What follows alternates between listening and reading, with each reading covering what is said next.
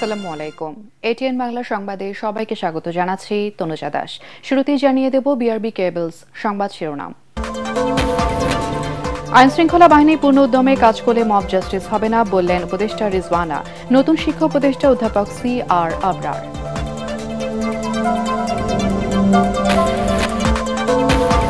গণহত্যাকারী শেখ হাসিনার বিচারের পরে সংসদ নির্বাচন চায় জাতীয় নাগরিক পার্টি। ভোট পেছালে মেনে নেবে না জনগণ, মন্তব্য মির্জা আব্বাসের।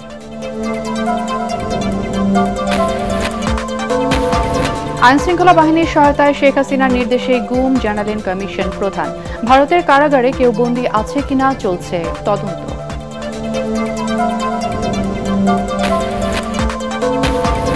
ডলার সহায়তা নিয়ে ট্রাম্পের বক্তব্যে দুদেশের সম্পর্কে প্রভাব পড়েনি। ভারতের সাথে চলমান ভিসা সংকট দিল্লির তৈরি, দাবি পররাষ্ট্র উপদেষ্টার। এবং থাইল্যান্ড, নেপাল ও ভুটানে সাদিক অ্যাগ্রোর মালিক ইমরানের অর্থ পাচারের প্রমাণ পেয়েছে সিআইডি। জড়িত আরও কয়েকজন রাঘব বোয়াল।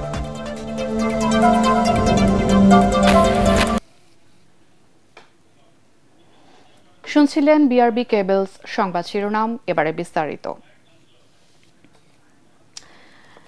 কোনো সহিংসতায় সমর্থন করে না অন্তর্বর্তী সরকার, এমনটা জানিয়ে বন ও পরিবেশ উপদেষ্টা সৈয়দা রিজওয়ানা হাসান বলেছেন, আইন শৃঙ্খলা রক্ষাকারী বাহিনী পূর্ণ উদ্যমে কাজ করলে মব জাস্টিসের ঘটনা কমবে।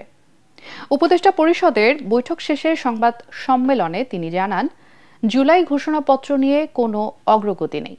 এ সময় প্রধান উপদেষ্টার প্রেস সচিব শফিকুল আলম জানান, শিক্ষা উপদেষ্টা হতে যাচ্ছেন অধ্যাপক ডক্টর CR আবরার।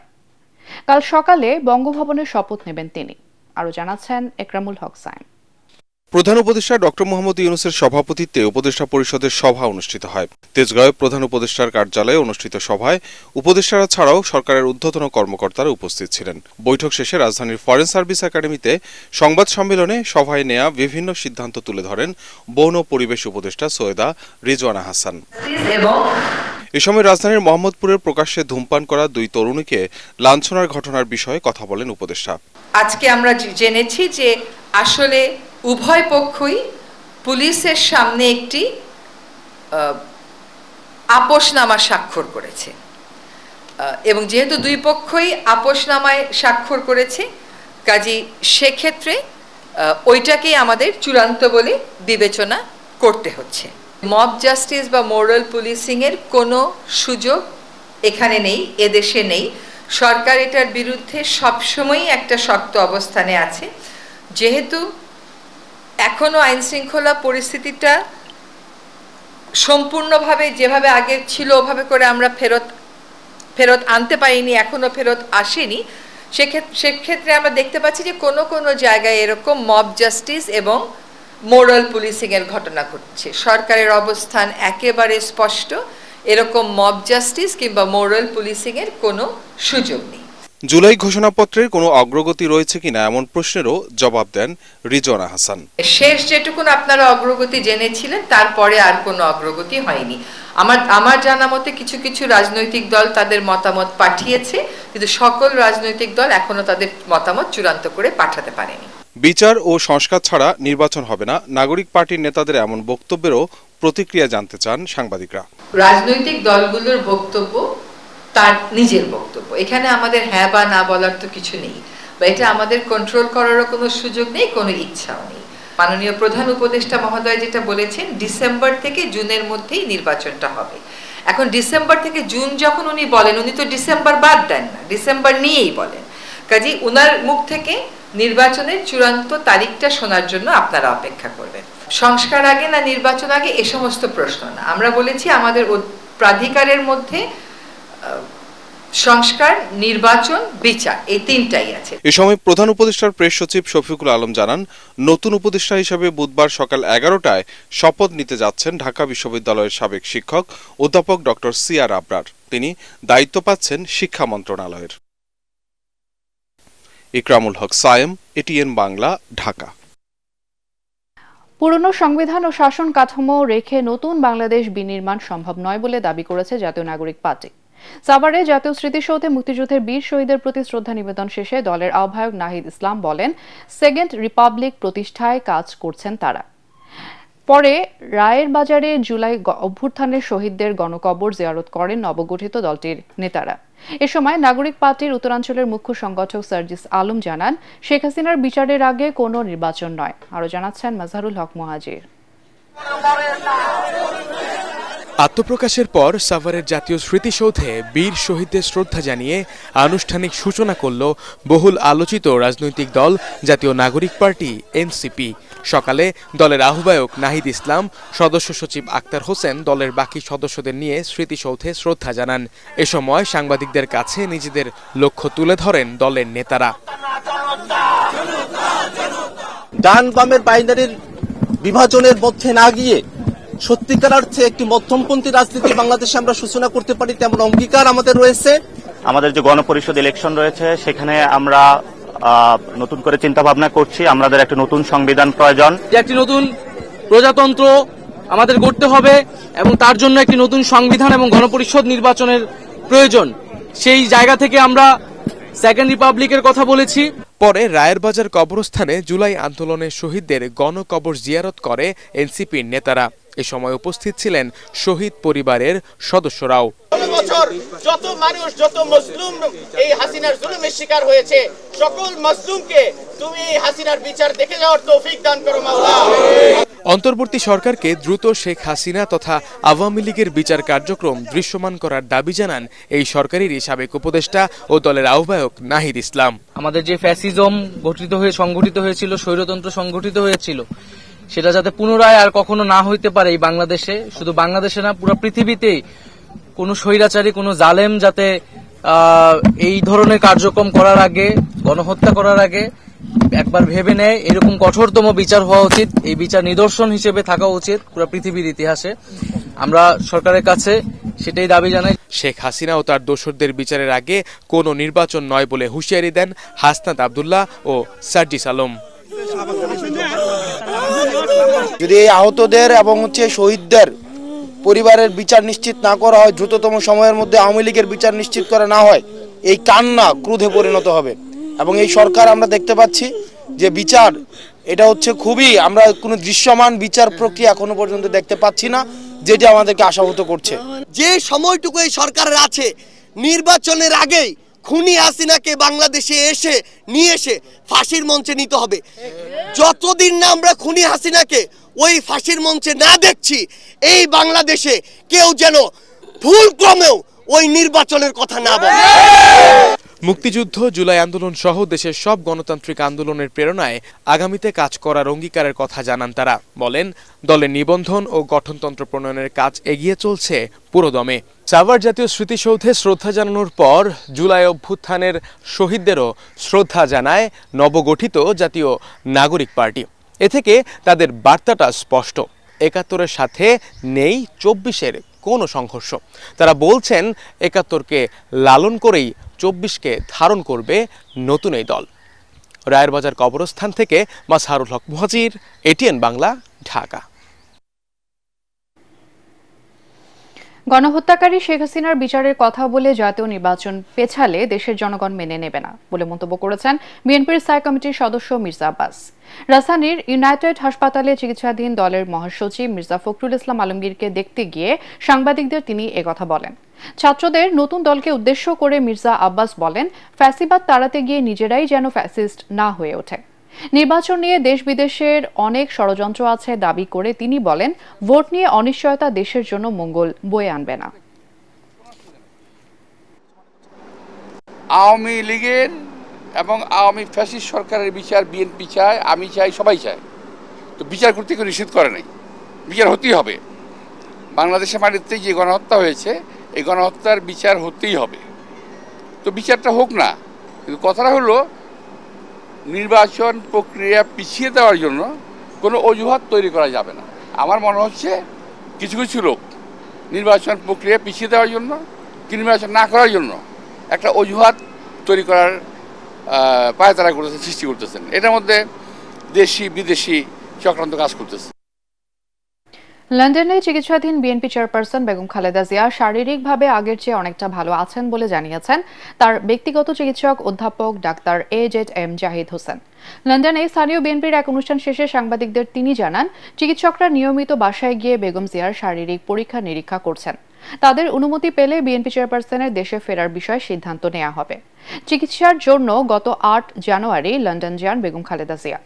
লন্ডন ক্লিনিকে যাবতীয় পরীক্ষা নিরীক্ষা শেষে এখন বড় ছেলে তারেক রহমানের বাসায় থেকে তার চিকিৎসা চলছে।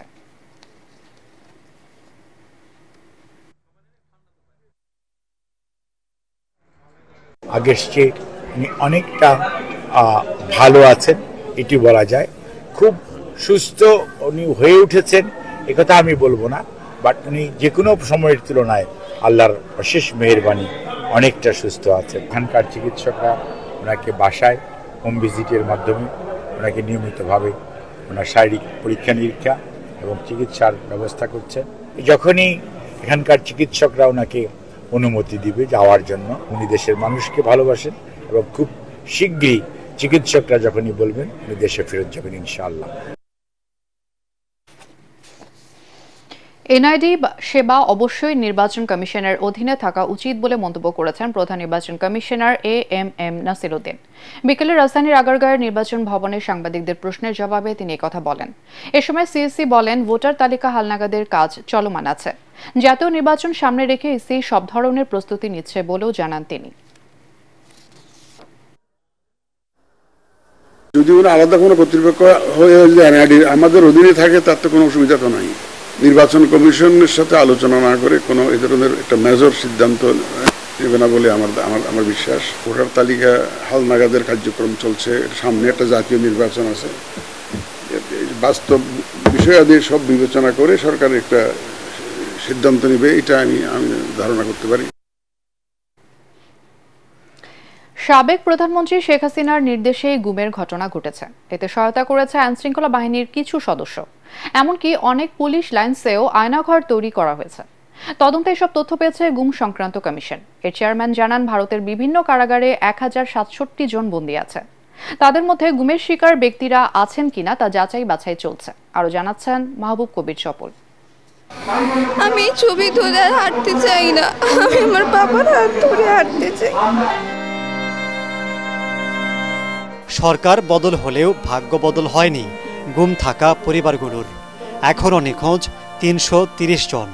তাদের ফিরে পাওয়ার আশায় দিন গুনছেন স্বজনরা। গুম সংক্রান্ত ইনকোয়ারি কমিশন বলছে, ভারতের বিভিন্ন কারাগারে 1067 জন বন্দী আছেন। তাদের মধ্যে গুম হওয়া ব্যক্তিরা আছেন কিনা সেটির যাচাই বাছাই চলছে। পররাষ্ট্র মন্ত্রণালয়ের মাধ্যমে ভারতের বিভিন্ন কারাগারে গত 2-2.5 বৎসরে আটক 1067 জন বাংলাদেশির নাম ঠিকানা সহ একটি তালিকা পাওয়া গেছে। প্রাপ্ত তালিকায় গুমের শিকার কোনো ব্যক্তির নাম আছে কিনা তার অনুসন্ধান চলমান। কমিশন বলছে, সাবেক প্রধানমন্ত্রী শেখ হাসিনার নির্দেশেই গুমের ঘটনা ঘটেছে, যাতে সহায়তা করেছে আইনশৃঙ্খলা বাহিনীর সদস্যরা। এমনকি পুলিশ লাইন্সেও আয়নাঘর তৈরি করে নির্যাতন করা হয়েছে। আপনারা অবাক হয়ে যাবেন, আমরা এমন একটা জায়গা পেয়েছি যে পুলিশ লাইনের ভিতরে কারাগারের মতো গোপন বন্দিশালা তৈরি করে রাখা হয়েছে, যেটি একেবারেই অ্যাবসার্ড একটা ব্যাপার, কিন্তু সেটিও আমরা বগুড়ায় পেয়েছি। আরও আমাদের ধারণা আরও অনেক ক্ষেত্রে আমরা এই ধরনের পাব। সরকারের হাইয়েস্ট লেভেল কে হয় বলেন আপনি? সরকারের যে প্রধান সে তো হাইয়েস্ট লেভেল। এখন আছেন ইন্টারিম গভর্নমেন্টের প্রধানকে, আমাদের মাননীয় চিফ উপদেষ্টা ডক্টর ইউনূস। তো উনি সরকারের প্রধান না? আগের সরকারের প্রধান কে ছিল? প্রাইম মিনিস্টার ছিল। তদন্ত কমিশন বলছে, বর্তমান সরকারের সময় কোনো গুমের ঘটনা ঘটেনি। এটা চিরতরে বন্ধে আইন করার সুপারিশ করবেন তারা। আর জড়িতদের বিরুদ্ধে দৃষ্টান্তমূলক শাস্তি দিতে হবে।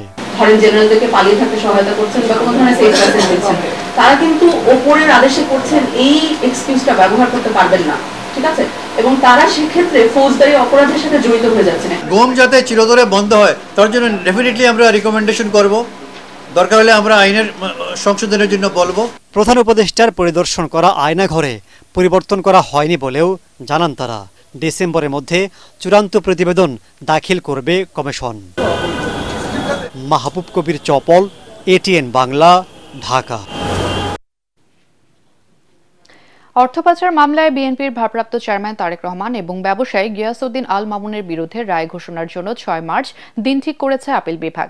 প্রধান বিচারপতি সৈয়দ রিফাত আহমেদের নেতৃত্বাধীন 4 বিচারপতির আপিল বেঞ্চ শুনানি শেষে রায়ের জন্য এই দিন ধার্য করেন। 2016 সালের 21 জুলাই বিচারিক আদালতের খালাসের রায় বাতিল করে তারেক রহমানকে 7 বছর কারাদণ্ড দেয় হাইকোর্ট। সেই সাথে তাকে 20 কোটি টাকা জরিমানা করা হয়। ব্যবসায়ী গিয়াসউদ্দিন আল মামুনকে বিচারিক আদালতের দেয়া 7 বছরের কারাদণ্ড বহাল রাখে হাইকোর্ট।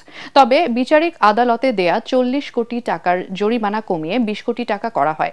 হাইকোর্টের ওই রায়ের বিরুদ্ধে বিলম্ব মার্জনা চেয়ে চলতি বছর লিফট আপিল করেন গিয়াসউদ্দিন আল মামুন। গত বছর 10 ডিসেম্বর সাজার রায় স্থগিত করে আপিল বিভাগ। যে আইনে মামলা করা হয়েছে 2002 সালের আইন, সেইটা একটা পতিত আইন ছিল। শুনানি হওয়ার পরে আদালত দুদকের যে মামলা, সেই মামলার কোনো সাবস্টান্স খুঁজে পায় নাই এবং মোটামুটিভাবে অ্যাপিল বিভাগের সকল জাজ একমত হয়েছেন যে না, দুদকের কোনো মামলার সাবস্টান্স নাই এবং ফর্মাল জাজমেন্টের জন্য 6 মার্চ ওনারা দিন ধার্য করেছেন। বাংলাদেশে কাজ করা দুটি প্রতিষ্ঠানকে ডলার সহায়তা নিয়ে মার্কিন প্রেসিডেন্ট ডোনাল্ড ট্রাম্পের বক্তব্য উস্কানিমূলক নয় এবং দুদেশের সম্পর্কে কোনো অবনতি হয়নি, এমন দাবি করেছেন পররাষ্ট্র উপদেষ্টা তৌহিদ হোসেন। তিনি বলেন, ভারতের সাথে চলমান ভিসা সংকট তাদেরই তৈরি। দিল্লির সাথে সুসম্পর্ক রাখতে চায় ঢাকা। আরও জানাচ্ছেন ইয়াসিন রানা। সমসাময়িক নানা বিষয়ে নিজ দপ্তরে এই ব্রিফিং করেন পররাষ্ট্র উপদেষ্টা তৌহিদ হোসেন।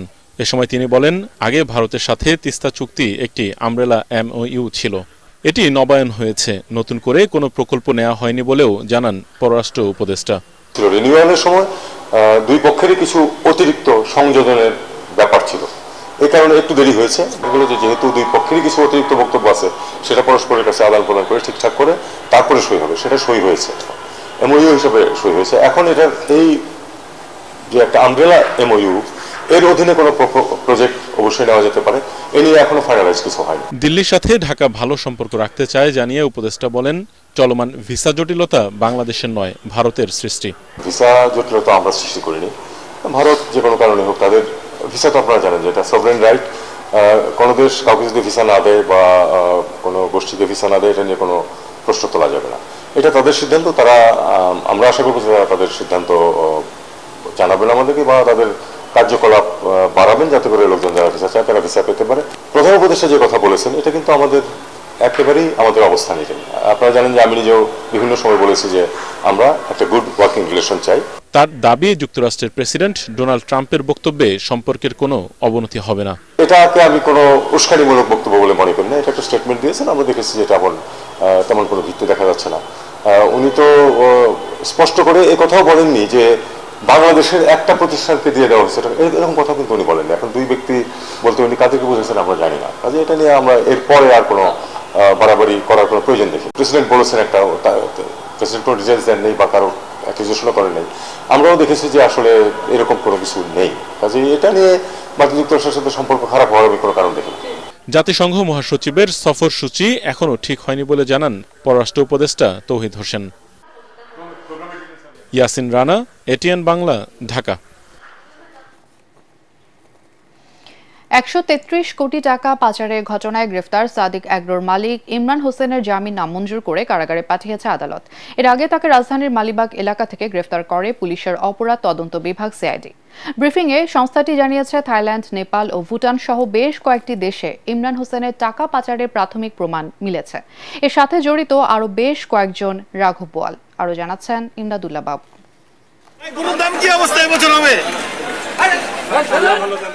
বাংলাদেশে উচ্চবংশীয় গরু ছাগলের প্রবর্তক সাদিক এগ্রোর মালিক ইমরান হোসেন নানা সময় আলোচনায় ছিলেন তিনি। সোমবার মালিবাগ থেকে তাকে গ্রেফতার করে পুলিশের অপরাধ তদন্ত বিভাগ CID। রাজধানীর মোহাম্মদপুরে তার এগ্রো ফার্ম থেকে একটি উচ্চবংশীয় ছাগল সহ 6টি পশু 30 লাখ টাকায় কিনতে এসে আলোচনায় আসে জাতীয় রাজস্ব বোর্ডের সাবেক কর্মকর্তা মতিউর রহমানের নাম। আলোচিত সেই ইমরানের বিরুদ্ধে অর্থ পাচারের অভিযোগ পাওয়ার পর রাজধানীর মোহাম্মদপুর থানায় মামলা করে সিআইডি। প্রাথমিক তদন্তে সংঘবদ্ধ অপরাধ চক্রের সহযোগিতায় চোরাচালান এবং প্রতারণা ও জালিয়াতির মাধ্যমে ১৩৩ কোটি টাকা পাচারের প্রমাণ মেলে। সিআইডির অতিরিক্ত ডিআইজি একরামুল হাবিব জানিয়েছেন, ইমরানের সাথে আরও বেশ কয়েকজনের সম্পৃক্ততার প্রাথমিক তথ্য পাওয়া গেছে। ইমরান হোসেন উনি দেশের থেকে প্রায় ১৩৩ কোটি টাকার উপরে হবে অর্থ দেশের বাইরে পাচার করেছেন। বিদেশ থেকে আমদানির আড়ালে আমরা যেটা জানতে পেরেছি যে প্রায় ৮৬ লক্ষ টাকা উনি দেশের বাইরে অর্থ পাচার করেছেন। আর ওনার নামে বিপুল সম্পদের আমরা প্রমাণ পেয়েছি প্রাথমিক অনুসন্ধানে। আরো অনেক তথ্য আমাদের কাছে আসছে। আমরা প্রাথমিক যে অনুসন্ধানগুলো যেগুলো পর্যালোচনা করেছি সেগুলো দেখতে পেয়েছি যে প্রায় ১১ কোটি টাকার উপরে বিভিন্ন ওনার প্রতিষ্ঠানের নামে এফডিআর করে পরবর্তী পর্যায়ে এফডিআর কৃত টাকাগুলো দেশের বাইরে লন্ডার করা হয়েছে। তিনি আরও জানান, সংঘবদ্ধ এই চক্র থাইল্যান্ড, মিয়ানমার, ভুটান ও নেপাল থেকে চোরাচালানের মাধ্যমে গরু এনে দেশে বিক্রি করত। এসব টাকা পাচারের বেশ কিছু তথ্য পেয়েছে সিআইডি।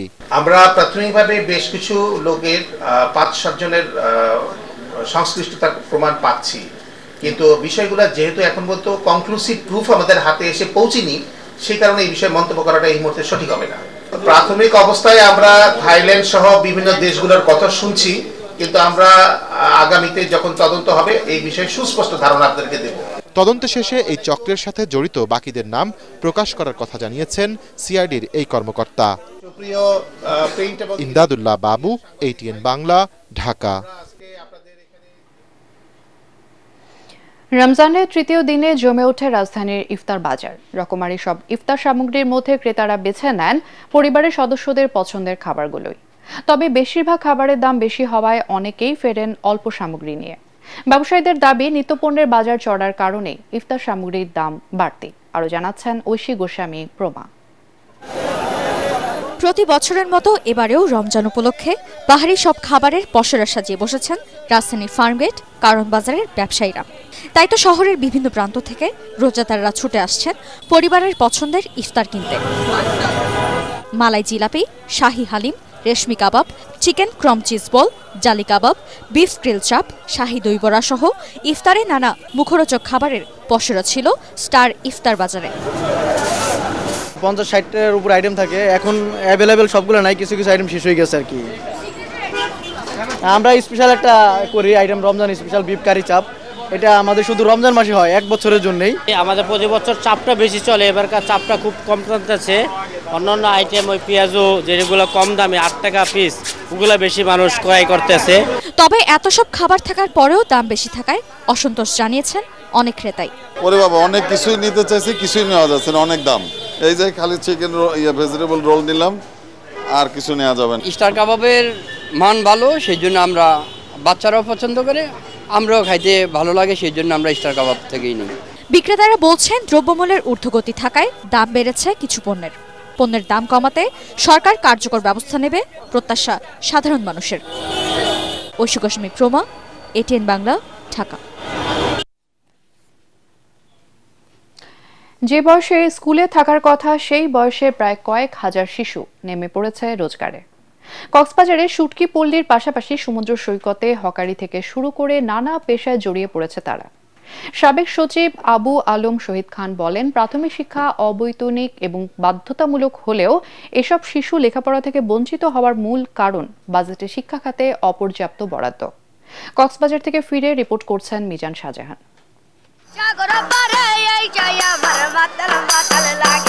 বিশ্বের সর্ববৃহৎ 120 কিলোমিটার সমুদ্র সৈকতের লাবণী থেকে সুগন্ধা হয়ে কলাতলি পর্যন্ত 2 কিলোমিটার। এই 3 পয়েন্টেই সবচেয়ে বেশি ভিড় থাকে পর্যটকদের। উৎসব কিংবা মৌসুমে উপচে পড়া ভিড় থাকলেও বছর জুড়েই পর্যটকদের চাপ থাকে সৈকতে।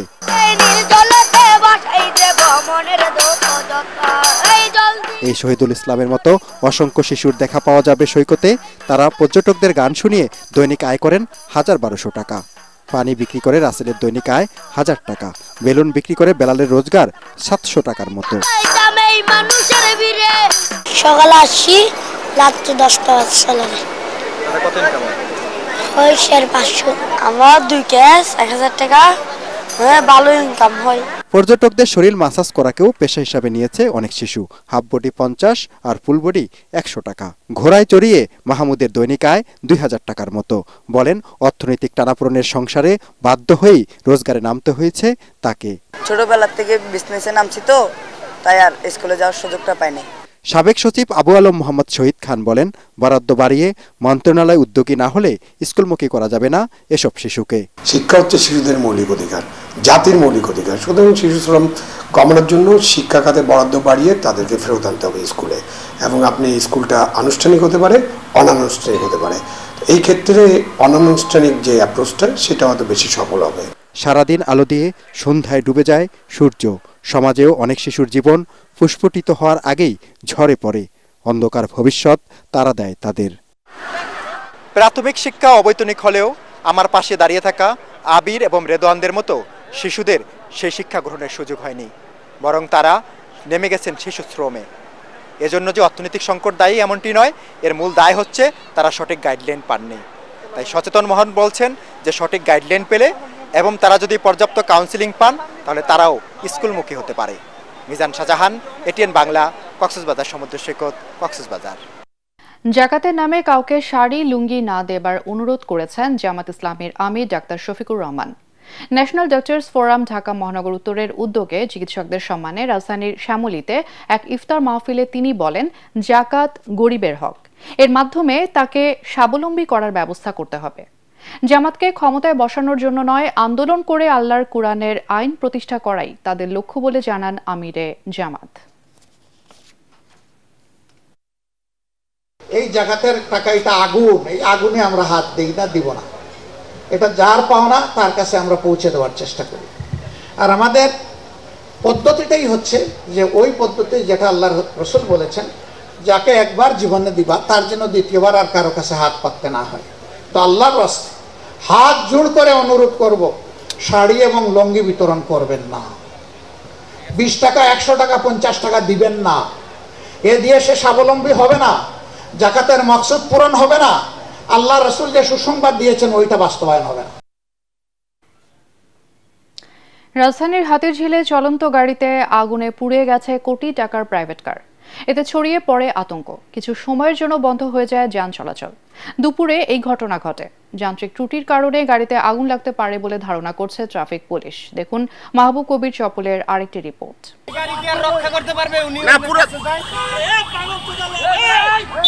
চোখের সামনেই পুড়ছে গাড়ি, দেখছেন মালিক। কোটি টাকার গাড়ি গেলেও জীবন বেঁচেছে, এতে যেন সান্ত্বনা। মঙ্গলবার দুপুরে হাতিরঝিলের মহানগর প্রান্তে ওভারপাসে উঠতে গিয়ে গাড়িটিতে আগুন লাগে। প্রত্যক্ষদর্শীরা বলছেন, উপরে উঠতে গিয়ে বেশ কয়েকবার বন্ধ হয়ে যায় প্রাইভেট কারটি। তারপরও চালক জোর করে তোলার চেষ্টা করেন। এতে বিকট শব্দে আগুন লেগে ফেটে যায় সিলিন্ডার। আমি আইটা আসতেছিলাম, এর ভিতরে গাড়িটা আর উঠে না, গাড়িটা ব্যাগে যাইতেছে। গাড়ি থেকে ড্রাইভার হ্যান্ড ব্রেকটাই না, গাড়ি বনেট খুললা, গাড়ি কতক্ষণ ঠিক করছে, গাড়ির মালিকও ছিল গাড়িতে। আমি আবার আইসা বসছি, আবার দেখি পিছন থেকে গাড়ি এটা শোঁ শোঁ শোঁ শোঁ করে উপরে দিকে উঠতেছে। আমার সামনে একটু সামনে, আমি নিচে একটু সামনে হয়েছি, দ্রিম করে কাগজ হয়েছে উপরে থেকে, দেখি আগুন ধরে গেছে। আমরা দেখতেছি আগুনের ধোঁয়া, উপরে অনেক ধোঁয়া বেরোইতেছে। তখন আমরা দৌড়ে আসতেছি, আসার পরে দেখতেছি আগুন ধাউ ধাউ জ্বলতেছে। গিয়ার বক্স আছে না, গিয়ার বক্স ফাইসে গেছে ওই ডালে। তখন ওই মালিক ড্রাইভার বলছে যে স্যার একটু গিয়ার বক্স ফাইসে গেছে গা, তো এখন কি করুন, তুমি চালাও। এই টান দিছে, পুরো রাস্তা তেলে ভরে গেছিল গা। পরে ফায়ার সার্ভিস এসে আগুন নিয়ন্ত্রণে আনে। ততক্ষণে পুড়ে ছাই প্রাডো ব্র্যান্ডের গাড়িটি। তবে অক্ষত আছেন চালক ও মালিক। গাড়িতে কি সমস্যা ছিল তা নির্দিষ্ট করে জানাতে পারেননি চালক।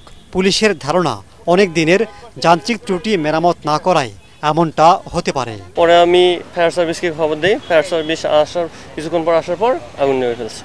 আর যান্ত্রিক ত্রুটির কারণে হচ্ছে আগুনটা ধরে মেনলি। পরীক্ষা নিরীক্ষার পর গাড়ি রাস্তায় বের করবার পরামর্শ ট্রাফিক পুলিশের। মাহবুব কবির চপল, এটিএন বাংলা, ঢাকা। ঈদকে সামনে রেখে বেচাকেনায় ব্যস্ত নারায়ণগঞ্জের দেওভোগ এলাকার তৈরি পোশাক প্রস্তুতকারী প্রতিষ্ঠানগুলো। 50 বছর ধরে এখানে শোরুম এবং কারখানা মিলিয়ে 5 শতাধিক প্রতিষ্ঠান গড়ে উঠেছে। এবার ঈদের আগে অন্তত 200 কোটি টাকার তৈরি পোশাক বিক্রির আশা করছেন দেওভোগের ব্যবসায়ীরা। নারায়ণগঞ্জ থেকে আব্দুল সালামের রিপোর্ট, জানাচ্ছেন জাহিদুল আলম। কম দামে রুচিশীল ও ভালো মানের পোশাকের জন্য নারায়ণগঞ্জের দেওভোগের মার্কেটগুলো বেশ জনপ্রিয়। আর প্রতি ঈদেই দেশের অসংখ্য নিম্ন ও নিম্ন মধ্যবিত্ত শ্রেণীর গ্রাহকদের লক্ষ্য রেখে ব্যবসায়ীদের ভিড় বাড়ে এখানে। রোজা শুরু হওয়ার 3 মাস আগে থেকেই প্রায় 5 শতাধিক প্রতিষ্ঠানের 20,000 কর্মচারী স্থানীয় কাপড় দিয়ে বাহারি পোশাক তৈরি করছেন। কাপড়ের ধরন ও ডিজাইন ভেদে এসব পোশাকের দাম 140 টাকা থেকে শুরু করে 1500 টাকা পর্যন্ত হয়ে থাকে। তবে এবছরের ব্যস্ততা যেন একটু বেশি। ঈদ সামনে রেখে এবার আমদানি হয়নি ভারতীয় পোশাক, আর তাই দেশীয় তৈরি পোশাকের বিক্রি বাড়বে এমনটাই আশা সংশ্লিষ্টদের। আপনি একটা সেম যে সাইজের জিনিস আপনি সিকোয়েন্সের দিলে বেশি পড়বে, সিকোয়েন্স ছাড়া আছে, সবকিছুই ভালো আলহামদুলিল্লাহ, সবই চলছে। তো একটু ফ্যান্সি আইটেমটা ঈদের মধ্যে ভালো চলে অন্য থেকে বেশি, তো আলহামদুলিল্লাহ এই হিসাবে ভালো চলছে। ঢাকার চাইতে অনেক দামও কম, আর নারায়ণগঞ্জের দোকানদার ব্যবসায়ীদের ব্যবহার আচার অনেক ভালো, এই জন্য ঢাকার থেকে এখানে মাল কিনতে আসি। এবছর রোজার ঈদকে সামনে রেখে 200 কোটি টাকার তৈরি পোশাক বিক্রি হবে বলে আশা ব্যবসায়ী নেতৃবৃন্দের। এইবার আশা করি 200 কোটি টাকার উপরে ছাড়িয়ে যাবে। আর আগে তো ব্যবসা ঠিক মতো করতে পারে নাই, তো এইবার ব্যবসা বাণিজ্য মোটামুটি গতবারের তুলনায় এবার অনেক বেশি ভালো হচ্ছে। ব্যাপক গ্রাহক চাহিদা ও দেশীয় পোশাক শিল্পের বিকাশে ঋণের সুদ কমানোর দাবি সংশ্লিষ্টদের। Bureau report, ATN Bangla. এবার আল আরাফা ইসলামী ব্যাংক অর্থ সংবাদ।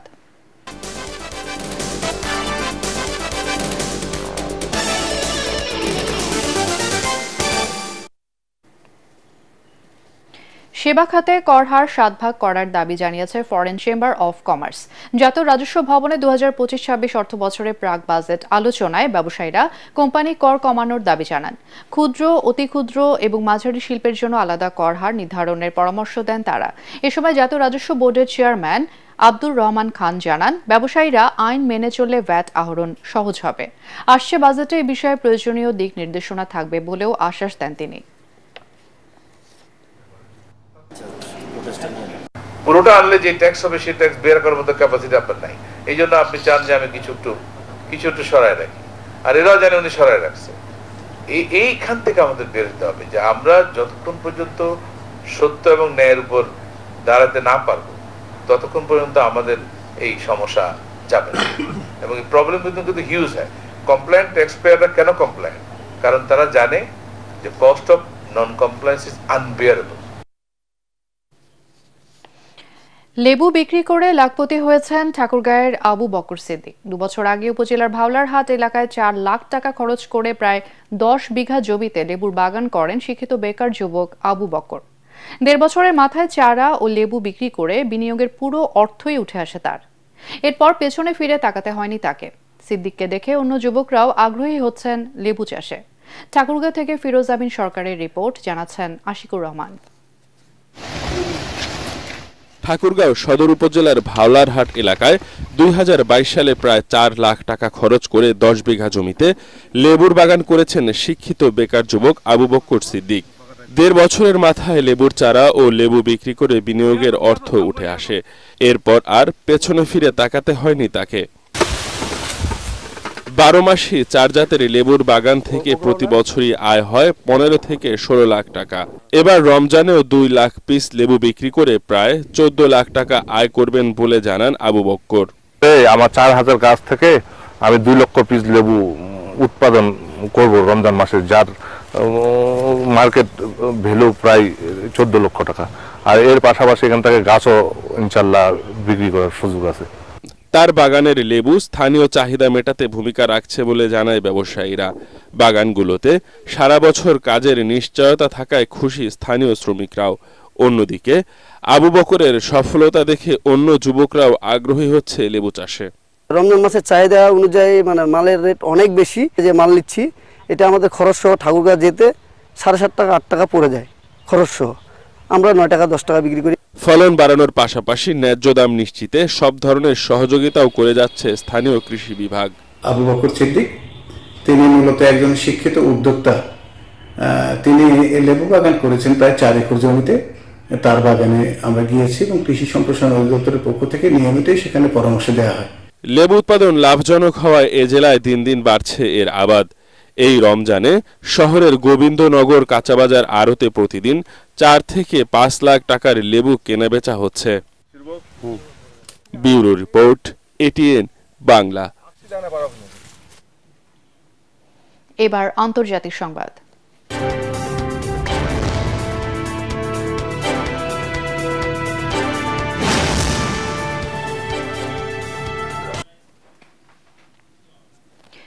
ইউক্রেনে সব ধরনের সামরিক সহায়তা স্থগিত করেছে যুক্তরাষ্ট্র। বার্তা সংস্থা রয়টার্স এবং সংবাদ মাধ্যম বিবিসিকে এই কথা জানিয়েছেন হোয়াইট হাউসের কর্মকর্তারা।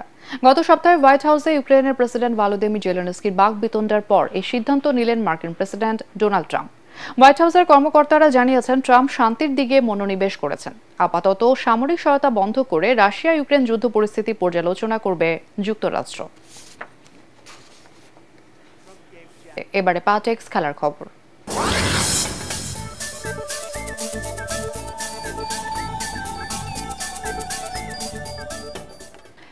ঢাকা প্রিমিয়ার ক্রিকেট লিগে গাজী গ্রুপ ক্রিকেটার্সকে 10 উইকেটে হারিয়েছে লিজেন্ডস অফ রূপগঞ্জ।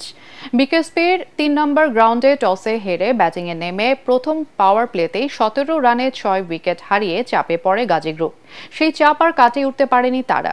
রূপগঞ্জের বোলিং তোপে মাত্র 93 রানে অল আউট হয় গাজী গ্রুপ।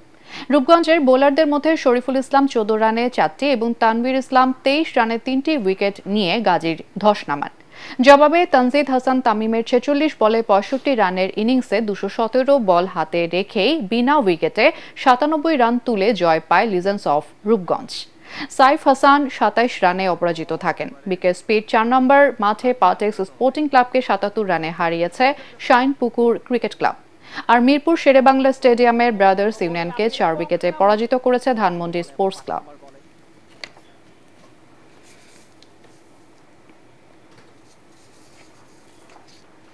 শেষ করার আগে বিআরবি কেবলস সংবাদ শিরোনাম আরও একবার।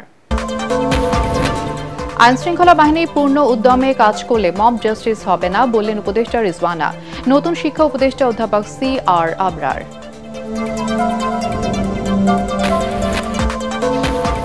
গণহত্যাকারী শেখ হাসিনার বিচারের পরেই সংসদ নির্বাচন চায় জাতীয় নাগরিক পার্টি।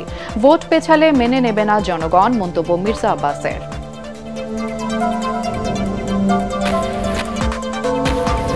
আইনশৃঙ্খলা বাহিনীর সহায়তায় শেখ হাসিনার নির্দেশেই গুম জানালেন কমিশন প্রধান। ভারতের কারাগারে কেউ বন্দী আছে কিনা চলছে তদন্ত।